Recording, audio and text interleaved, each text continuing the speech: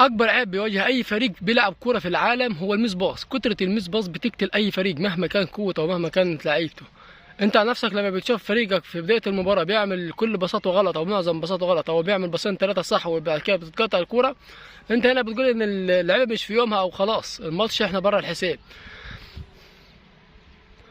لان انت عارف ان المدرب عشان خطته تتنفذ، سواء كانت كرة متحركة او سواء كانت من كرة ثابتة ركنية او فاول، مبنية على دقة البساط تحت اللعيبة.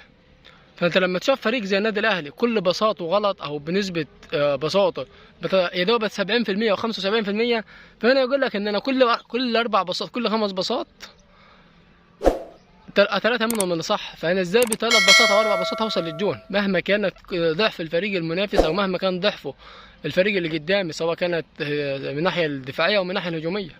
فانا لما ابص على احصائيات النادي الاهلي وابص على دقه التمريرات القاها 76%، لا هنا لازم ابص واعرف هو الغلط من ايه. يعني انت لما تبص على المدرب، حتى لو كان المدرب عارف ان هو مش محضر اللعيبه ذهنيا او مش محضر اللعيبه بدنيا او مفيش احمال مدرب احمال زي الناس، هنا برضه هتبص ان انا مهما كنت لاعب مجهد او كنت لاعب كذا وكنت لاعب كذا، فانا لازم حتى الباص يطلع من رجلي دقيق.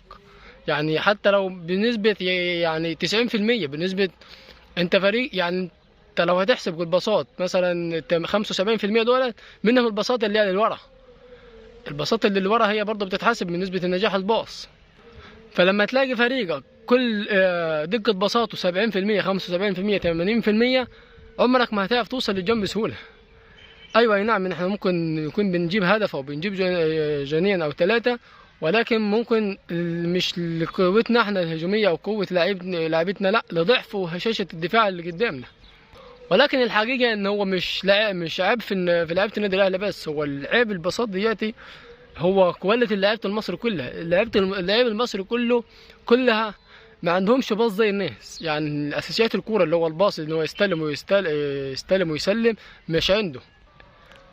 انت لما تلاقي لعيب بيستلم الكوره بترفع منه عالي عقبال ما بيستلمها وبياخدها تاني، بيلاقي يلتحم مع واحد بياخدها منه، فانت هنا لازم تعرف كديها ان اللعيبه ديت ما تصلحش لعب كوره.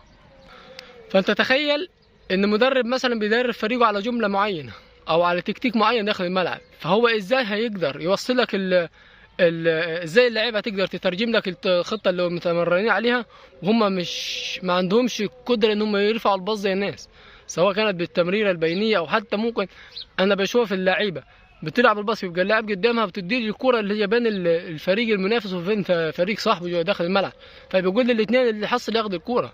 فانت ازاي بتحط الكره بين الاثنين وعايز تعمل هجمه او عاوز تعمل خطه؟ ولكن انا الحاجه اللي مش متقبلها في لعيبه الدوري المصري او اللاعب المصري نفسه، انه عمره ما بص على ان هو يعدل الباص بتاعه او يرفع من دقه الباصات بتاعته. يعني انا كلاعب كوره باكل كوره، بنام كوره، بشرب كوره، بشخ كوره، وفي الاخر مش عارف اعمل باص زي الناس. فانا متى هتعلم اساسيات الكوره؟ فانت لما يبقى عندك خط وسط في فريق بقيمه النادي الاهلي ما عندوش لاعب يقدر يقف على الكوره ويقدر يحتفظ بالكوره ويقدر يرفع يعمل هجمات مرتده من كرات سريعه او رتم سريع، فانت هنا لازم تبص ان اللعيب مش مدرب وبقى وخلاص، لا العيب في لعيبتك، العيب في كواليتي اللعيبه اللي عندك. انت حضرتك بتشوف الفرق اللي بتهاجم والفرق اللي بتعمل خطط في الهجوم، او سواء كانت على الصعيد الهجمات المرتده او على الصعيد الاستحواذ او على صعيد حتى الكرات الثابته، بتلاقيها عباره عن بساط، دقه بساط، سرعه بساط، اللاعب بيحتفظ بالكوره، بيطلع الكوره في الوقت المناسب. هنا بيبان جوده اللاعب، مش بيقف على خطه مدرب بس. لا انت لو هتبص ان جوارديولا اللي هو بيلعب افضل كوره في العالم كل سنه والتانيه بيغير اللعيبه اللي عنده. يعني ممكن تلاقي هم 3 4 لعيبه ثابتين معه و5 لعيبه ثابتين معه، ولكن كل سنه بيغير. لا انت ما تنفعش تصلح معاه ان بساطتك مش دقيقه، احتفاظك بالكوره مش قد كده، التحاماتك ضعيفه، كذا كذا. الكوره مش عمرها ما كانت مدرب بس.